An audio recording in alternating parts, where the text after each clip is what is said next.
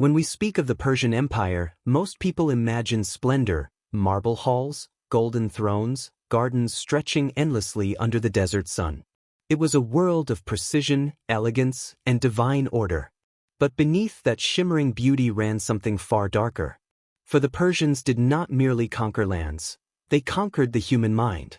They understood that a sword could end a life, but fear could command generations. This was not an empire of brute force, it was an empire of silent control, an empire that perfected the unseen art of psychological domination. Imagine standing inside the throne room of Persepolis. Columns tower like petrified trees, their carved capitals catching the last glow of firelight. Around you stand courtiers in immaculate robes, their faces calm yet unreadable. No one speaks unless the King of Kings commands it. No one breathes too loudly. Every gesture is measured, every glance weighted with meaning. Even a smile could be dangerous. To live here was to live inside the shadow of perfection, where silence itself was a language of survival. This empire stretched farther than any before it, from the edges of India to the shores of Greece, and yet its true borders were invisible. They were drawn not across mountains or seas, but across the psyche of its subjects. The Persians understood something profound, that to control the mind was to rule without resistance. Their laws were not enforced solely by soldiers, but by the terror of thought itself, the suspicion that someone was always watching, listening, judging. Within that atmosphere of divine surveillance, obedience became instinct. To the common man, the empire appeared godlike. The king was more than a ruler, he was the axis of existence, chosen by Ahura Mazda himself to uphold cosmic order.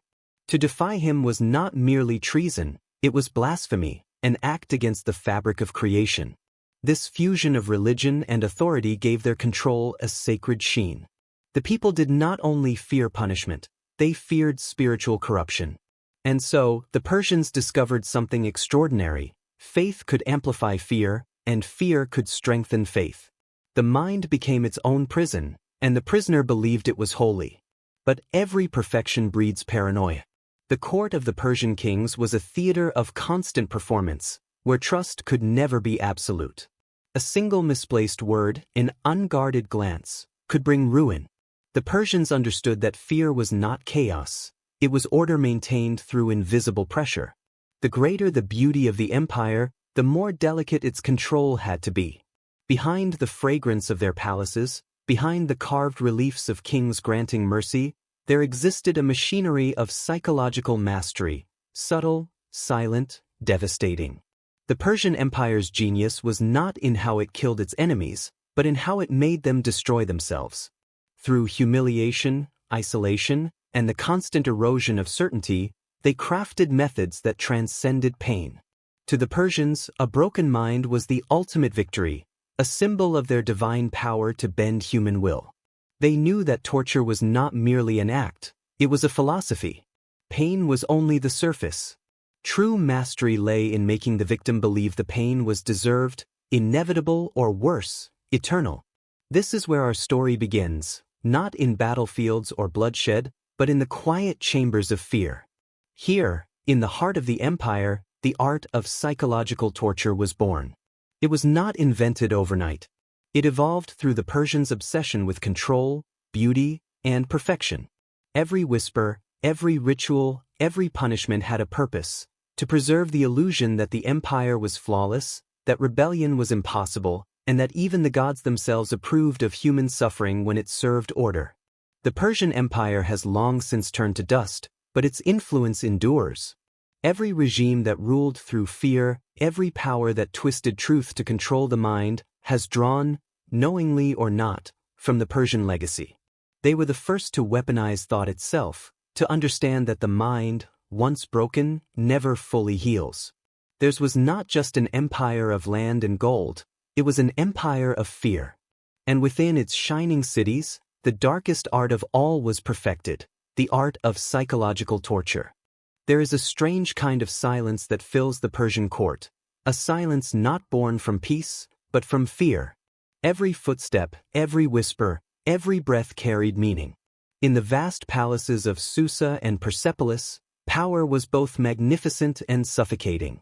The King of Kings sat at the center of it all, an almost divine figure whose presence alone could decide life or death.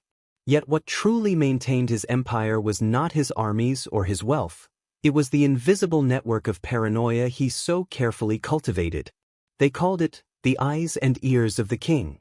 To outsiders, it sounded poetic, perhaps even noble, a symbol of the king's divine awareness. But to those who lived under its shadow, it was something far more sinister. It was the empire's nervous system, a web of spies and informants that reached into every province, every home, every heart. No one knew how many there were or where they might appear.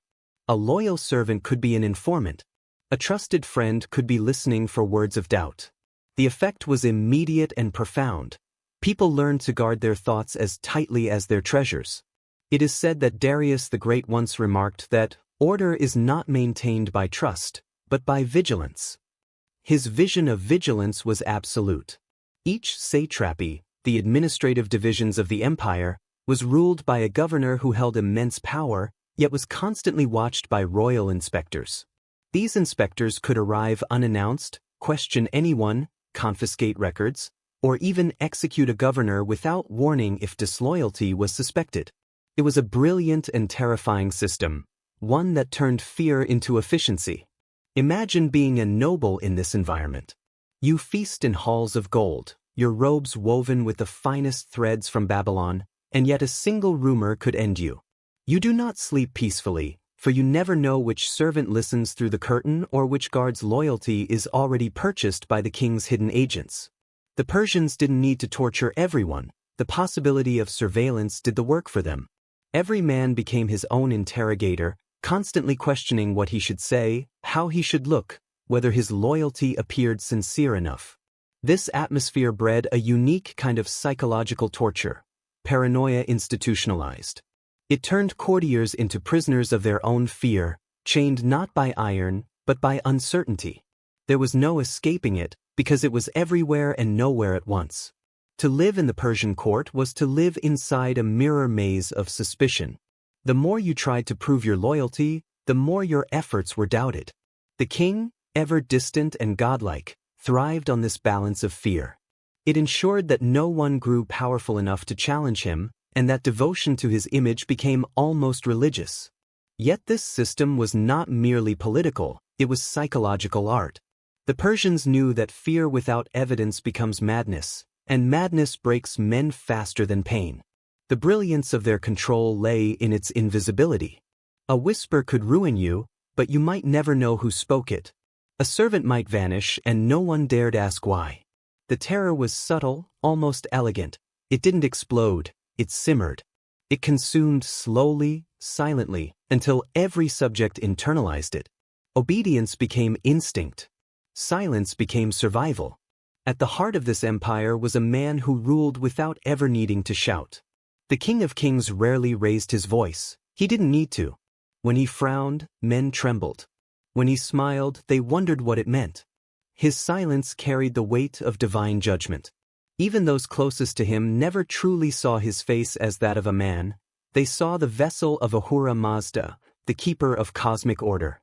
This illusion of divinity magnified the psychological cage surrounding him. To defy the king was to defy the universe itself. In such an environment, trust evaporated.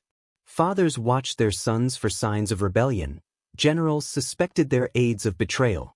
The king's secret police collected not only intelligence but emotions. They learned what people feared most and used it to control them.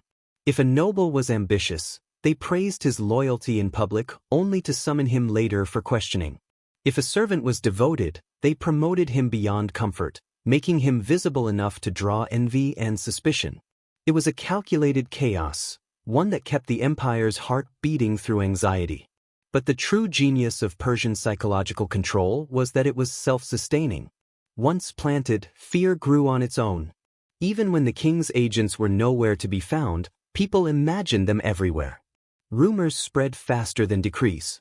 A merchant in Babylon might lower his voice, believing that a royal spy stood behind him, though none existed. The illusion was enough. The empire no longer needed to enforce obedience. It had embedded obedience into the minds of its people. And yet, amid all this, there was beauty. The halls gleamed, the air was perfumed with incense, the people spoke of divine justice and the perfection of Persian rule. The contrast between splendor and terror was deliberate. It reminded everyone that order, divine order, had a cost. The Persians believed that perfection could not exist without control, and control could not exist without fear. Fear, to them, was not cruelty. It was maintenance of harmony, a tool to preserve cosmic balance. Those who lived within this golden cage learned that the mind was the true battlefield. No enemy army could break what the empire had already conquered, the human spirit. And so, as the empire expanded, its power grew not only through conquest but through psychology. It was not the swords of Persia that made nations bow, it was the shadow of the king, watching always, unseen, eternal. This was the Persian way of power, to rule by fear so artfully that it felt like faith, to create a world where silence was worship and loyalty was survival. For in the empire of the King of Kings, no one was ever alone.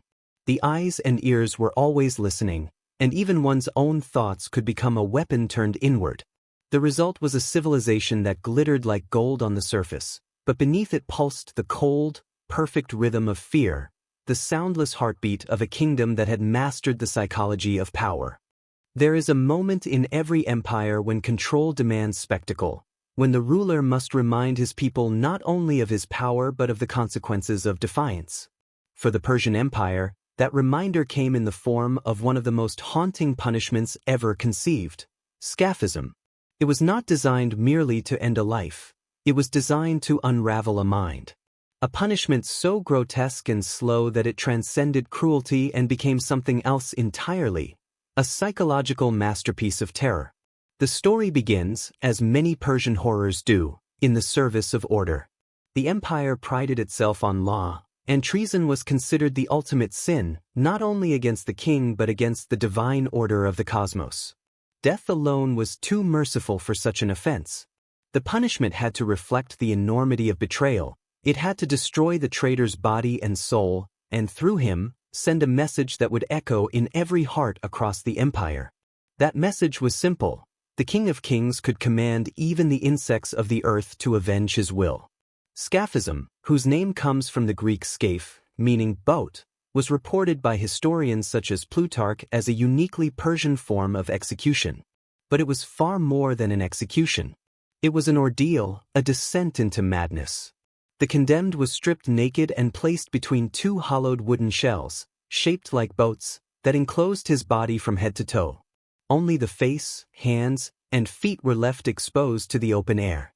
The boats were then tightly bound together so the prisoner could not move.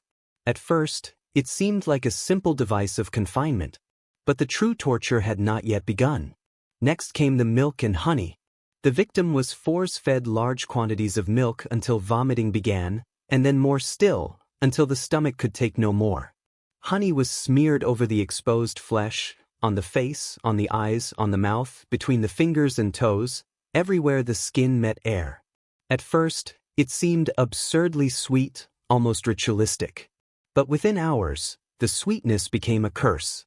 The scent drew insects from every corner of the earth, flies, wasps, ants, and worms that swarmed to feed. The condemned could not move. He could only scream.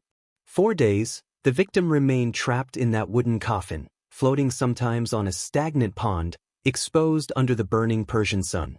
The insects crawled into his wounds, his eyes, his mouth. The honey fermented.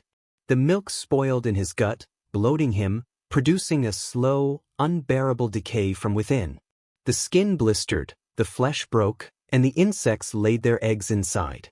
Death came not by sword or flame but by the slow disintegration of the body and the mind. But to focus only on the gore would miss the true essence of scaphism. The Persians were not content with physical pain alone. This was a performance of psychological annihilation. The condemned was not executed in secret. His suffering was made known. He became a living message, his agony a sermon on the futility of defiance. Even as he begged for death, death was denied to him. He was left alive precisely to feel every passing hour, to watch the sky change, to listen to the buzz of flies like a hymn of damnation. There was genius in its cruelty. The Persians understood something profound about fear, that it is not the act of dying that terrifies most, but the anticipation of death without end. Scaphism turned this truth into ritual. It was the embodiment of psychological torture, transforming the victim's own senses into instruments of torment. The smell, the heat, the sound, the paralysis, each one stripped another layer of humanity. By the time death finally arrived, the man was no longer a man at all, only a whisper of consciousness trapped inside rotting flesh. In a way, Scaphism mirrored the Persian idea of cosmic punishment. Zoroastrian belief divided existence into truth and falsehood, Asha and Dri. To betray the king was to align oneself with falsehood, with chaos, and thus to fall outside the order of the universe. The punishment, then, became a restoration of balance. The traitor was not merely executed, he was symbolically unmade, returned to filth, fed upon by the smallest creatures, erased from both the physical and spiritual world. To Persian eyes, his torment was not cruelty but justice. The method also had a political function. News of a Scaphism execution spread faster than any decree. Travelers and merchants would whisper the tale in markets from Babylon to Sardis, how the king had punished the unfaithful, how the traitor had screamed for days before the gods took pity on him. The horror became a tool of statecraft. Fear traveled farther than soldiers ever could. Those who heard the story began to police themselves, careful never to speak a word that could be misunderstood. Yet there is something almost philosophical in the way this punishment was designed. It forced the victim to confront the most primal terror, the slow loss of identity. The insects, the rot, the endless light and heat, all stripped away the illusion of humanity. The condemned could feel himself being devoured by the world he had betrayed. There was no sword, no executioner, no mercy, only time and decay. It was as if the empire itself, patient and eternal, had taken upon itself the task of consuming him. It is said that some prisoners lived for several days, their cries fading into delirium. Witnesses reported that by the third or fourth day, the victim no longer begged for release. He merely moaned like an animal, his mind broken, his body unrecognizable. When the end finally came, it was less a death than a surrender, a quiet acceptance that there was nothing left to lose. The Persians, in their pursuit of perfection, had found a way to make pain transcend the body. Scaphism stands as one of the darkest inventions in human history, not because of its brutality, but because of its precision. It was not chaos, it was calculated. Every element had purpose. Every sensation was engineered to erode sanity. It was the ultimate reminder that the Persians were masters not only of empires but of minds. They understood that fear must be both visible and eternal, that the memory of one man's suffering could enslave thousands who never saw it. In the vast and glittering Persian Empire, where art, architecture, and order reached divine heights, Scaphism was the shadow that balanced the light. It was the whisper behind every law, the unseen ghost that haunted every act of defiance. To rule men's hearts, the Persians learned, you must teach them what it means to lose their humanity. And no punishment in their arsenal did that better than this slow, silent, psychological death, the moment when the mind itself became the battlefield, and fear proved more enduring than flesh. There are tortures that tear flesh, and there are tortures that tear identity. The Persians understood the difference, and they knew that the second was far more powerful. Where the sword ended pain, silence began it. In the empire of the King of Kings, one did not always need blood to destroy a man. Sometimes, the most devastating punishment came not from iron or flame, but from the slow suffocation of the spirit, the ritual of silence, the curse of shame. For the Persians, punishment was never only about the body. It was about the soul, the invisible essence that connected a man to his honor, his name, his gods. To lose that connection was a fate worse than death. Thus, the empire perfected what might be called psychological erasure. The condemned was not always executed. Sometimes he was made to live without identity, without voice, without dignity. He became a living ghost, tolerated but untouchable, existing in a state between life and oblivion. It was the ultimate demonstration of power, to strip someone of self, yet force them to continue breathing. One of the most feared of these punishments was ritual silence.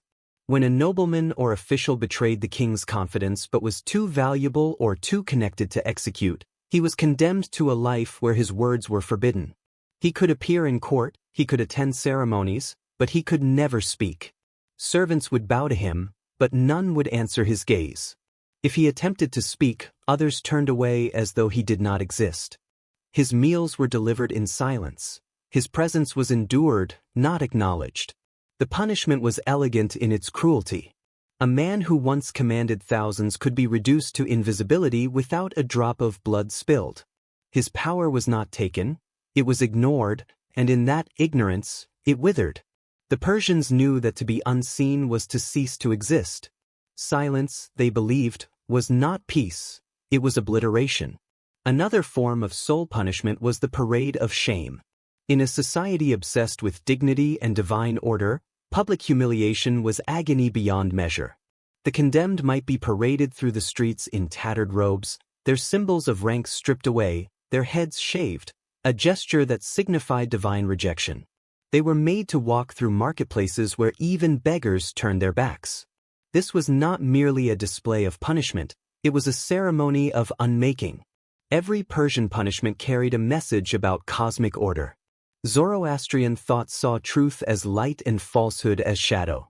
A liar, a traitor, or a coward disrupted this balance. The purpose of shame was therefore purification. It was meant to burn away the falsehood through humiliation. Pain, in this context, was divine correction.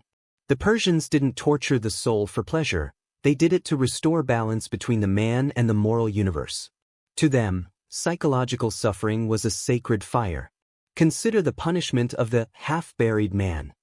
It was said that those who offended the royal law without committing open treason might be condemned to stand for days in the desert, buried to their necks, forbidden to move, forbidden to speak. The sun blazed overhead, insects crawled across the face, and the silence was endless. No guard spoke to the condemned. No one offered water. The mind became the true executioner, whispering doubts, regrets, prayers unanswered. Many went mad before their bodies gave out. To the empire, this was justice served without blood, a purification through isolation. But perhaps the most haunting of all Persian psychological tortures was the ritual of invisibility. When a person's crimes were too complex for execution, perhaps a noble who had betrayed the king yet whose family remained politically necessary, the empire erased him symbolically.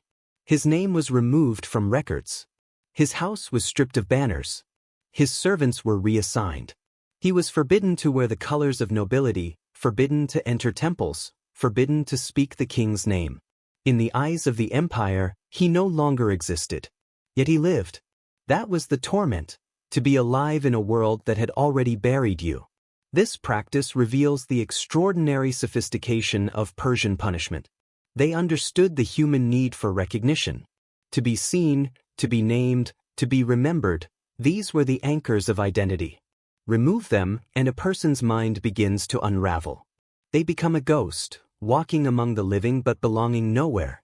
This was a cruelty that left no scar, no visible wound, only the slow erosion of meaning. The ritual of shame was not limited to men. Women accused of disobedience, adultery, or sacrilege might be sentenced to isolation in dark chambers, where they were forbidden light or sound. Days turned to weeks in silence. Food was given without speech, without touch. Many emerged from such punishments broken, their minds clouded, their voices gone. To the Persians, such punishment was not mere vengeance, it was purification. The woman, now emptied of pride and voice, was considered cleansed by silence. In the grand courtyards of Persepolis, where gold gleamed and incense filled the air, such punishments seemed distant, almost invisible. Yet everyone knew they existed. Every noble, every servant, every soldier knew that disgrace could come not with a blade, but with a word, or the absence of one. The fear of shame was a leash far stronger than chains. It made obedience instinctive, silence sacred. Persian rulers, especially Darius and Xerxes, were masters of this psychological craft. They rarely needed to raise their voices, for their people were already conditioned to anticipate punishment before it was even spoken. The empire's beauty hid its cruelty perfectly. A man could stand beneath the carved reliefs of Persepolis, gazing upon images of kings granting mercy, while knowing that somewhere within those same walls, someone sat in the dark, forgotten by all. This was the Persian genius: cruelty performed with calm, punishment disguised as order, suffering disguised as purification. Their methods of silence and shame were not impulsive. They were designed, deliberate, almost ritualistic. By turning isolation and humiliation into sacred acts, they gave fear a moral face. The victim was made to believe that his suffering was not only deserved but necessary for the stability of the world. That belief was the final victory, the moment when the victim participated in his own destruction. When silence became law and shame became religion, the Persian Empire achieved what few empires ever could: absolute control without constant violence. Men disciplined themselves, women subdued their thoughts, and entire provinces remained obedient through the quiet terror of disgrace. In such a world, the whip was almost unnecessary. The true punishment was to be forgotten while alive, to exist without voice, without worth, without name. In the end, the Persians understood a truth that echoes even now, that to destroy a man's soul, you need not touch his body. You need only strip him of the right to speak, the right to be seen, the right to be remembered. And in that silence, in that void, the empire's perfection shone brightest. For beneath the golden mask of civilization, it was not mercy that ruled Persia. It was the art of breaking the human spirit without spilling a single drop of blood. Beauty has always been a double-edged weapon in human history, and nowhere was that blade sharper than in the Persian Empire. To the outside world, Persia was the embodiment of refinement, its cities adorned with silver fountains, its temples carved in harmony with the heavens, its people draped in fabrics so fine they shimmered like light itself. But beneath that magnificence, the Persians practiced an art far more exquisite and far more terrible: the art of cruelty as beauty. In Persia, punishment was not chaos. It was choreography. Pain was designed, deliberate, and above all, beautiful. In the court of Darius and Xerxes, everything had meaning: the color of a robe, the curve of a gesture, the rhythm of a sentence. Power was theater, and its performances required precision. When a man was punished, it was never random. His suffering was a lesson, a public display of control, orchestrated to reinforce the king's image as both merciful and divine. This balance of splendor and terror became the empire's psychological genius. The Persians learned that cruelty, when draped in ceremony and order, ceases to look like cruelty at all. It becomes justice, it becomes art. Imagine a grand square in Persepolis at dawn. The rising sun glitters against marble. Incense smoke coils through the air like ghostly silk. The crowd gathers in silence as the condemned is led forth, not beaten, not dragged, but guided with solemn dignity. The king watches from his elevated throne, framed by carved reliefs of winged guardians. When punishment begins, it is not chaos, it is ritual. Every motion, every word, every sound is controlled. There are no screams, only gasps, no fury, only awe. The scene feels less like an execution and more like a ceremony of purification. This was Persian statecraft at its most brilliant. Pain was not inflicted for revenge, it was staged as moral theater. The condemned, whether a thief, traitor, or rebel, was not only punished, he was displayed. The spectacle reminded the people that the king ruled not through cruelty, but through divine justice, that every drop of blood shed was sanctioned by the gods. The punishment itself became an offering to order, an aesthetic symbol of balance restored. Even horror, in Persia, was made elegant. Consider the punishment of the false witness. In a culture that revered truth as sacred, aligned with Asha, the divine order of the universe, a liar's crime was not against men, but against existence itself. Such a man might have his tongue cut and hung around his neck, his body perfumed, and his head adorned with golden bands before being paraded through the city. To the onlooker, it was a grotesque beauty, a contradiction that made the punishment unforgettable. The people did not see carnage, they saw divine symmetry. Falsehood had been silenced by truth, chaos replaced by order. The visual harmony was the message. The Persians were masters of contrast. They understood that terror struck deepest when cloaked in elegance. A punishment carried out in a pit or a dungeon was soon forgotten. But a punishment performed beneath a canopy of silk, before the throne of gold, lingered in memory forever. The contrast between serenity and suffering made the act unforgettable, transforming horror into spectacle. It was psychological manipulation elevated to ceremony. The empire did not merely torture bodies, it shaped perceptions. This aesthetic of cruelty extended even to architecture. The very palaces where rulers dispensed justice were designed to remind onlookers of the fine line between beauty and fear.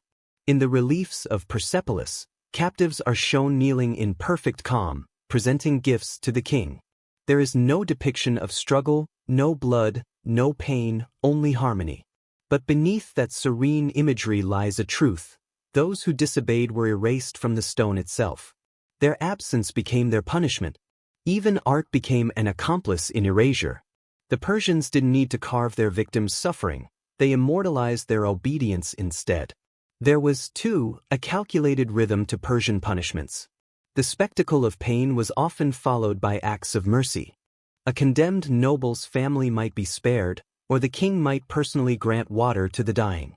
These gestures of compassion, broadcast across the empire, did not erase cruelty, they amplified it. By juxtaposing horror with kindness, the king created the illusion of divine duality, both destroyer and savior, feared and loved. This oscillation between mercy and terror bound the minds of his subjects more tightly than any chain. Psychologically, this method was devastating. The people never knew whether to expect punishment or pardon, which made obedience reflexive. The unpredictability became its own torture. Every act of mercy reinforced the king's godlike power over fate. Every act of cruelty reminded his subjects that beauty without obedience was worthless. The empire's strength lay not in the sword, but in spectacle, in the manipulation of fear and awe until they were indistinguishable. Even foreign rulers were not immune to this theater. Ambassadors from Greece, Babylon, or Egypt who visited the Persian court often returned home in stunned silence. They had seen luxury beyond imagining, but they had also felt something else, something unspoken. The oppressive calm. The way the courtiers bowed too deeply, smiled too carefully. The silence that lingered beneath the music. They realized what the Persians had perfected, the art of appearing merciful while practicing absolute control. One of the most chilling examples of this fusion of art and cruelty was the punishment of false loyalty. When a trusted servant betrayed the king, he was not executed in anger. Instead, he was honored first. He would be dressed in royal garments, perfumed, and presented with fine food and drink before the entire court. Only at the final toast would the truth be revealed, his wine mixed with poison, his betrayal recited aloud for all to hear. He would die with a smile frozen on his face, surrounded by applause. It was elegance weaponized. The king's vengeance became a masterpiece. What made these punishments so psychologically effective was their beauty. The condemned was not simply destroyed, he was transformed into a living symbol. His suffering had meaning. The audience watching was not repulsed, they were awed. They saw the empire's cruelty not as savagery, but as the perfection of justice. The Persians understood that terror wrapped in grace becomes something greater, it becomes divine. This philosophy extended beyond punishment to the very psychology of governance. The king himself was a living paradox, merciful yet merciless, radiant yet deadly. His calm demeanor was part of the empire's control mechanism. By embodying beauty, he disguised brutality. By performing justice with ceremony, he made fear look sacred. And in doing so, he rewrote the human response to cruelty. People no longer feared punishment because it was cruel, they feared it because it was holy. In the Persian worldview, beauty was truth and truth was power. Cruelty, therefore, was not evil if it maintained order. It was art in its purest form, the art of domination. Each punishment, each ritual, each gesture of mercy was a brushstroke on the empire's vast canvas of control. The Persians had turned governance into theater, fear into faith, and pain into poetry. The beauty of cruelty was their greatest invention. It was not the iron or the flame that made the Persian Empire endure, but the delicate balance between awe and dread. In that balance, they discovered a secret older than time itself, that the human mind will accept even the most terrible suffering if it believes the suffering has purpose and if it is wrapped in beauty. In the Persian worldview, punishment was not simply a means of correction, it was a cosmic act, a restoration of harmony between the divine and mortal worlds. To understand the depth of their cruelty, one must first understand the Persian obsession with balance, the eternal struggle between Asha, truth, order, light, and Druj, lie, chaos, darkness. This wasn't merely a religious belief, it was the psychological foundation of the empire itself. Every decision, every punishment, every drop of blood spilled was justified as a battle in that invisible war between order and chaos. When the Persians punished, they believed they were not inflicting pain, they were cleansing it. And yet, the ways they chose to cleanse were unlike anything the ancient world had seen. These were not quick deaths or impulsive executions. Persian punishments were rituals of purification, designed to destroy not only the body but the stain that the guilty had brought upon the world. Pain became fire. Suffering became sacrifice. The victim's agony was transmuted into cosmic balance. In their eyes, this wasn't cruelty, it was restoration. To understand this mindset, imagine a temple courtyard at dawn. The condemned stands bound, surrounded by priests clad in white linen, their faces painted with ash. The king's voice is calm, almost reverent. The air hums with low chanting. When the punishment begins, whether it be scourging, burning, or the slow unmaking of flesh, the priests don't look away. They watch with solemn detachment, believing that the cries are not screams but prayers. The more the guilty suffer, the greater the purification. This fusion of faith and cruelty reached its most chilling form in punishments of elemental purification. The Persians used the natural forces, fire, water, wind, and earth, not just as tools, but as sacred instruments. Fire represented truth, water represented wisdom, wind represented spirit, and earth represented judgment. Each punishment was chosen based on the crime's spiritual corruption. Those who lied or defied divine authority might be burned, consumed by fire so that the lie within them was erased by the flames of truth. For traitors or oath-breakers, who had polluted the bond of loyalty, there was scaphism, the nightmare punishment that combined all elements at once. The condemned was placed between two hollowed boats, their bodies smeared with milk and honey, left adrift upon stagnant water. Insects devoured their flesh while the sun blistered their skin and the rot of the swamp consumed them from below. Fire, water, air, and earth all took their turn. To the Persians, this was not madness, it was balance. The sinner's corruption was offered back to the universe in the purest form of atonement imaginable, through decomposition itself. Even in this horror, there was order. Scaphism was not done in chaos or rage. It was performed with ritual precision. Servants would tend to the victim daily, not out of mercy, but to prolong the ritual. Food was given, wounds cleaned just enough to prevent death. The goal was not to kill but to transform. Death was too merciful. Purification required suffering that stripped away everything human until only truth remained. This was the cruel brilliance of Persian justice. They turned punishment into process.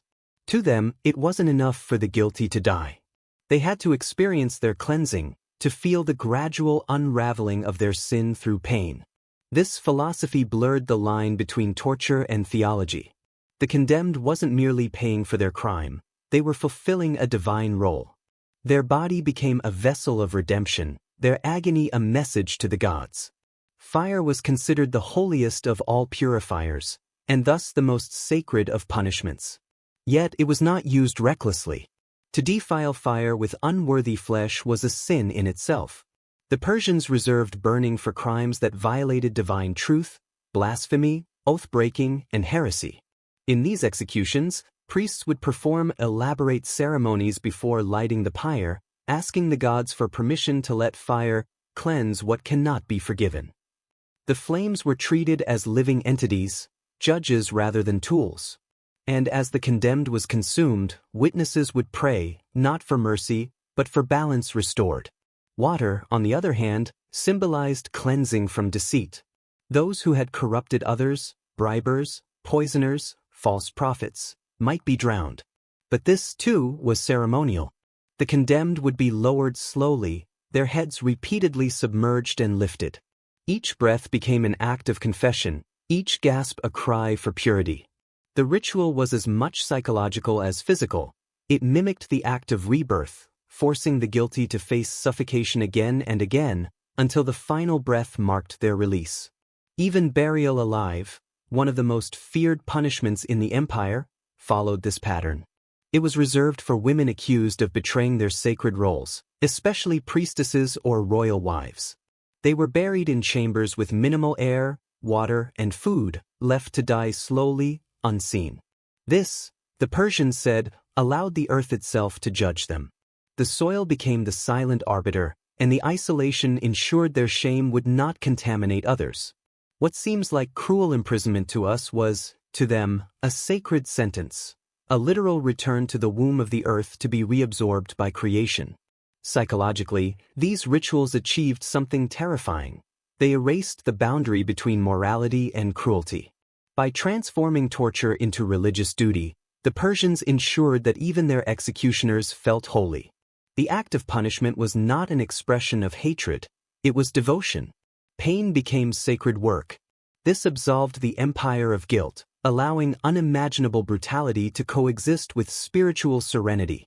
In this paradox, Persian power became untouchable. To the modern eye, these acts appear monstrous. But to the Persians, they were the highest form of justice, the universe correcting itself through human hands. Every punishment mirrored the cosmic battle of Asha and Diri, light and shadow, purity and corruption. When a man was tortured, he was not being destroyed, he was being restored. His suffering was seen as necessary, even merciful. It was not hatred that drove them, but belief.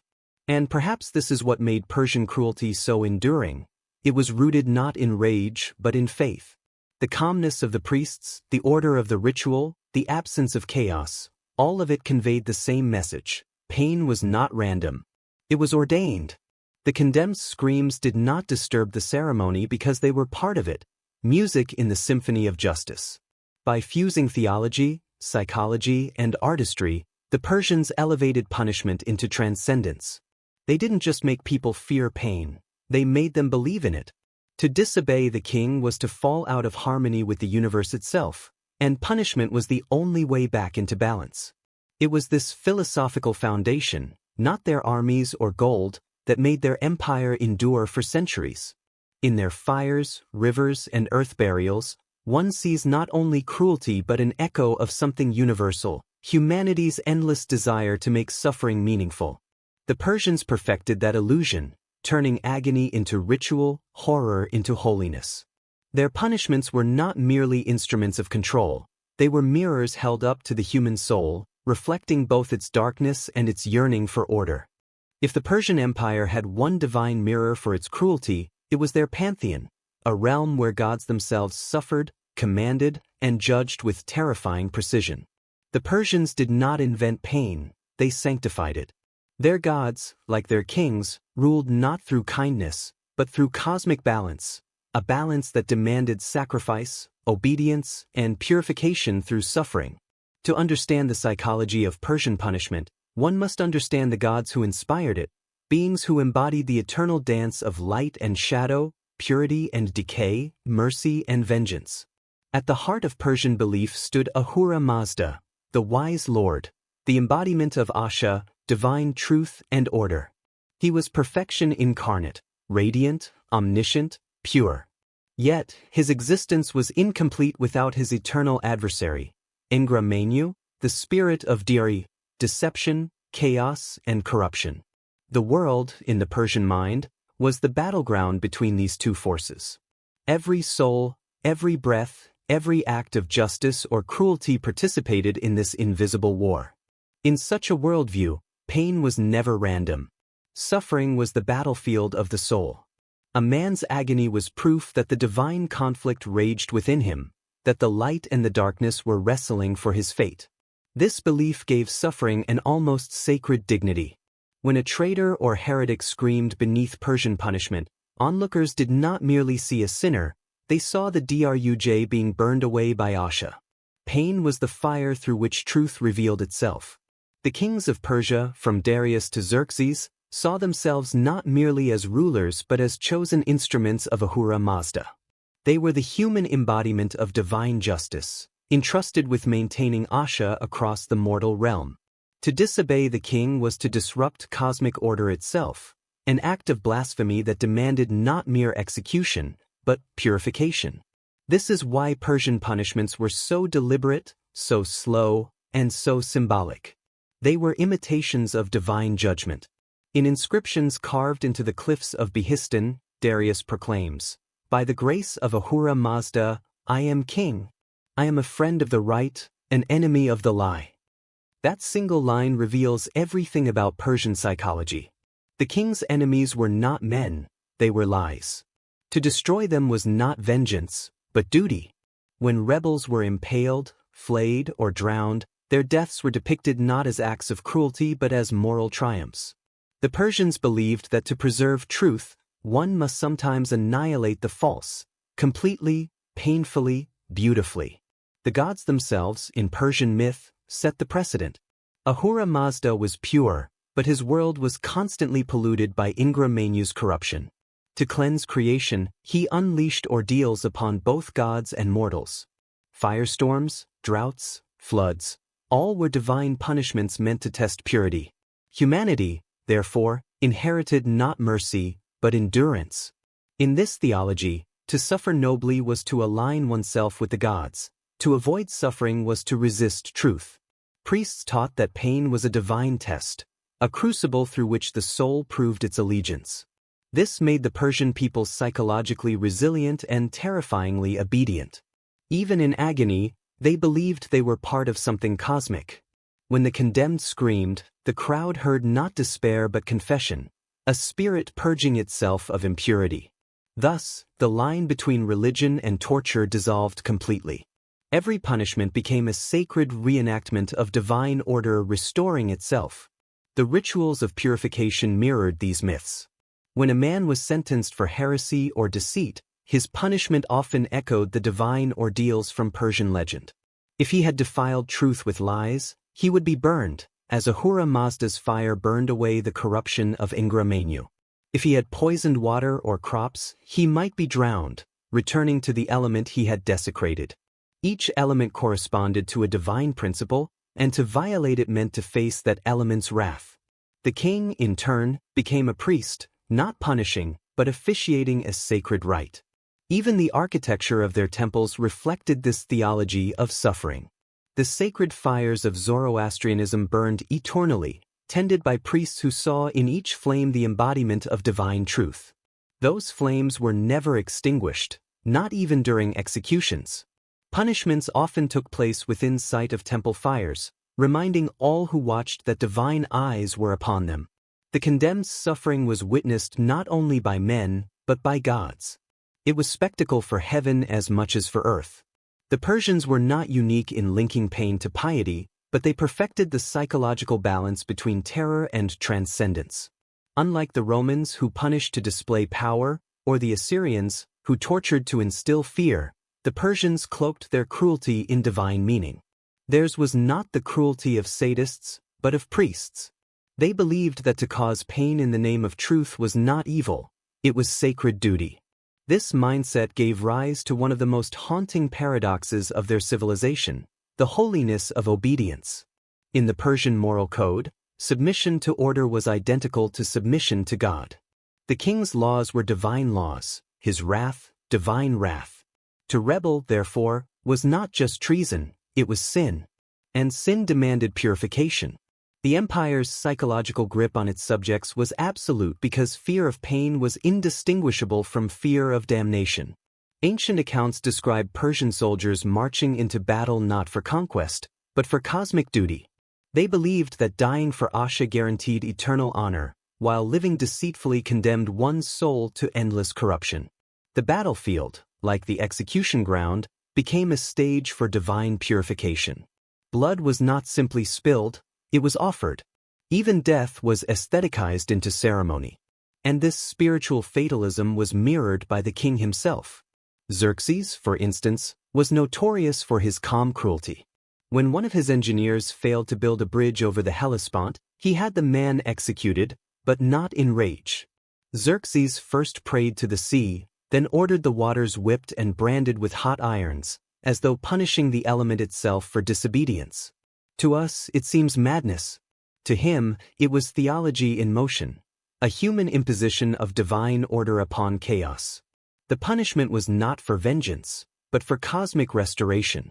This merging of divine order and royal authority created a psychology that made rebellion almost impossible. Every act of defiance felt like an act against creation itself. Every punishment was a public reminder that suffering was not just a consequence, it was a cosmic necessity.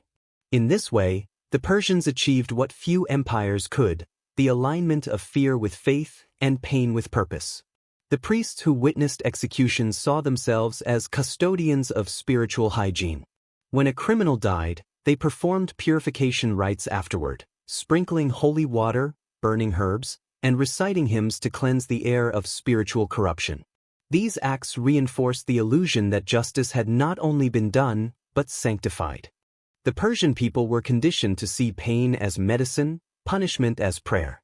Even the afterlife in Persian belief reflected this grim symmetry. Souls would cross the Chinvat Bridge, a narrow crossing suspended between paradise and the abyss. The righteous would pass safely into eternal light, the sinful would fall into shadow, their spirits consumed by darkness. Earthly punishment, therefore, was seen as a final chance for redemption, to burn away corruption before death, so the soul might cross the bridge unstained. Thus, torture became not damnation, but the last mercy. Psychologically, this belief system achieved a kind of total control. Pain no longer inspired rebellion, it inspired introspection. The condemned, facing agony, could still imagine salvation through suffering. And the spectators, watching in horror, felt reaffirmed in their faith. Every lash, every flame, every execution reinforced the cosmic order. The king was not merely enforcing laws, he was acting as the hand of God, sculpting human souls through pain. It is here that Persian cruelty becomes something far more haunting than mere brutality. It was not born of bloodlust, but of theology. It wasn't the sadism of tyrants, but the discipline of believers. In their minds, the gods themselves demanded these acts, not to destroy humanity, but to refine it. Theirs was a universe where light required darkness, and purity required suffering. And in that vision, serene, ordered, and merciless, the Persians achieved a form of spiritual cruelty no other empire could match. They didn't just torture flesh, they sanctified it. They didn't just kill sinners, they turned their deaths into sermons. Through the gods of pain, they found a way to make agony divine, and in doing so, they built an empire that ruled not only the bodies of men, but their souls. The fall of the Persian Empire was not just the end of a kingdom, it was the quiet, unseen death of mercy itself. In a land once radiant with beauty, order, and divine vision, cruelty had become sacred. The Persians had elevated pain to the level of philosophy, transforming suffering into proof of loyalty and obedience into worship. In their world, cruelty was not barbarity, it was justice perfected. When a civilization begins to believe that pain preserves truth, its end is already written in silence. Within the grand courts of Persepolis and Susa, cruelty was no longer chaotic or impulsive. It was ceremonial, almost artistic. Every act of punishment was carried out with the same elegance as a royal ritual. A disobedient governor was flayed alive not as vengeance, but as purification. The skin of his body would sometimes be nailed to the chair he once ruled from, a grotesque but deliberate reminder that power must be worn with virtue, or it would consume the wearer. The Persians saw this not as horror, but as balance restored. To them, justice was beauty, and beauty could not exist without pain.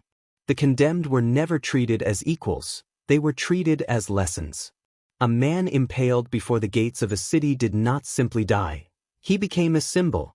4 days, his body would hang in the sun as people passed by, whispering prayers not for his soul, but for the empire's order. To witness suffering was to witness the reaffirmation of cosmic law. The Persians had succeeded in turning execution into liturgy, a ritual of reassurance, a public declaration that chaos was still under divine control. Yet what made their cruelty truly terrifying was not its brutality, but its serenity.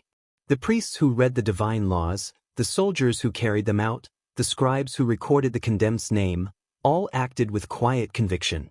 There was no rage in their hearts, no satisfaction in their eyes. Their calmness was absolute. And that calmness was the empire's greatest weapon.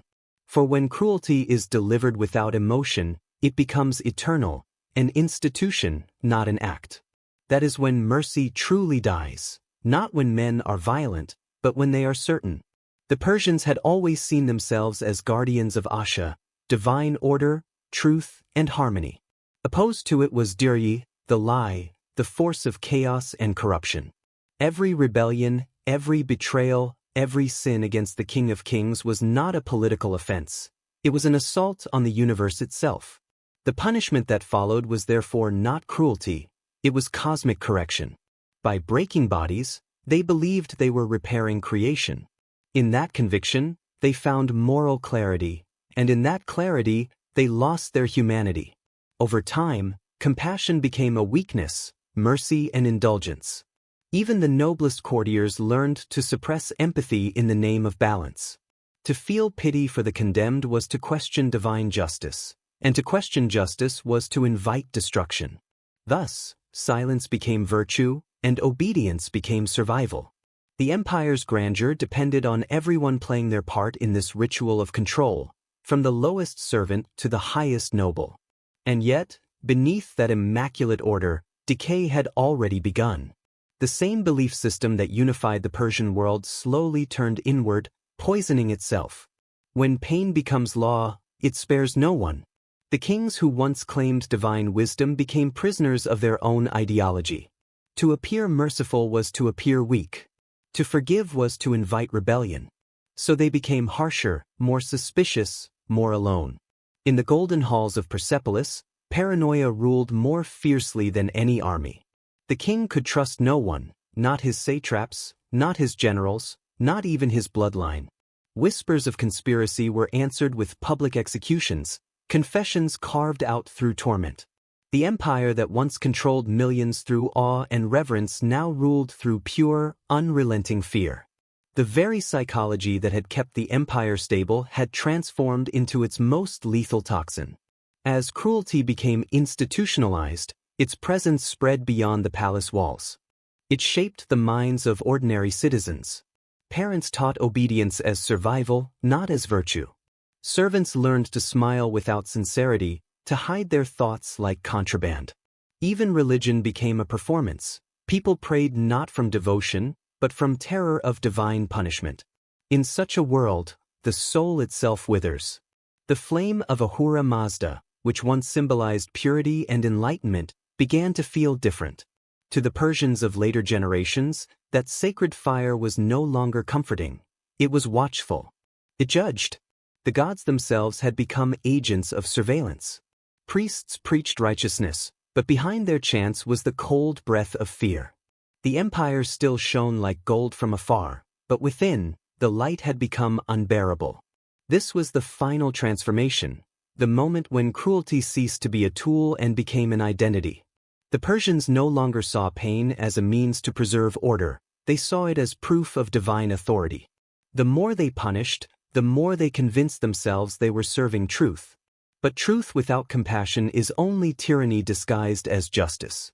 And when tyranny wears the mask of divinity, there is no limit to what it will justify. The empire no longer needed enemies, it created them. Suspicion became a way of life. Anyone could be guilty. A servant who hesitated to bow, a soldier who looked away too soon, a noble who failed to praise the king loudly enough, all could be accused of betrayal. The machinery of fear kept itself alive by consuming the very people it was built to protect. It is no wonder, then, that by the time Alexander's armies swept across Persia, the empire was already hollow. The walls stood tall, but their foundations were made of silence. The people had forgotten how to speak without trembling. The King of Kings, once the living reflection of divine truth, had become the loneliest man alive, surrounded by beauty, but haunted by distrust. The empire that once prided itself on order had drowned in its own perfection. When cruelty becomes order, there is no room for forgiveness. When fear becomes faith, mercy cannot survive. That was the tragedy of the Persian Empire. It was not destroyed by outsiders, but by its own brilliance. Its perfection turned to paranoia, its beauty to burden, its justice to horror. In their pursuit of divine order, the Persians killed the one thing that made their civilization truly divine: compassion. In the end, the death of mercy was not marked by blood, but by silence. It was the silence of priests who believed their cruelty was sacred, the silence of courtiers too afraid to question it, and the silence of victims who died convinced that their suffering had purpose. That silence is what still echoes through time, the last voice of an empire that perfected control, and in doing so, destroyed itself. The Persian Empire has long since turned to dust, yet its shadow lingers in the human mind. It was more than a kingdom, it was a blueprint for how fear could be made sacred, how beauty could disguise cruelty. The Persians understood that pain, when wrapped in ceremony, could become obedience. That lesson did not fade with their palaces. It traveled quietly through history, reborn in every empire that ruled not just bodies, but souls. Their legacy is not written in stone walls or royal decrees, but in the way power still speaks today, in whispers of order, in the silence of submission. The Persians perfected the illusion that cruelty could maintain balance, that fear could preserve harmony. And even now, that illusion survives. Each time justice becomes spectacle, each time truth bends to control, we live again beneath the shadow of the great kings. The ruins of Persepolis stand silent under the burning sky, but if one listens closely, the stones seem to breathe. They remember the screams that once echoed through marble halls, the minds broken not by blades but by belief. Their story remains a warning carved into eternity. When pain becomes divine, and mercy dies in silence, civilization itself begins to decay.